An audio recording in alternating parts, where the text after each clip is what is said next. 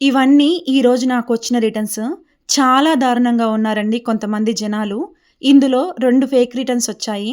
కాదు fraud returns. అసలు ఎలా చేయాలనిపిస్తుందండి ఇవన్నీ. మీరేదో తెలివి చూపిస్తున్నాము, గొప్ప పని చేశాము అనుకుంటున్నారేమో.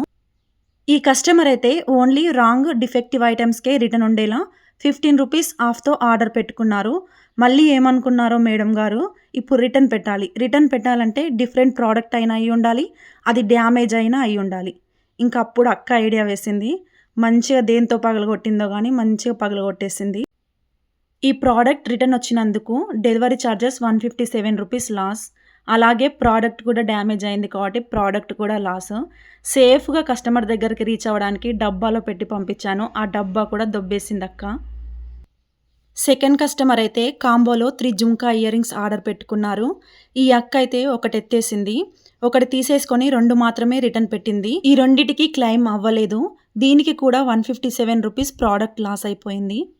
ఇవన్నీ ఆర్‌టీఓ రిటర్న్స్. వీటికి చార్జెస్ పడవు కానీ ప్యాకింగ్ చార్జెస్ లాస్ అవుతాయి. ఒక్కటి అంటే ఏమో అనుకోవచ్చు కానీ ఇన్ని వస్తున్నాయి కాబట్టి ఖచ్చితంగా లాస్ అనే చెప్పుకోవాలి.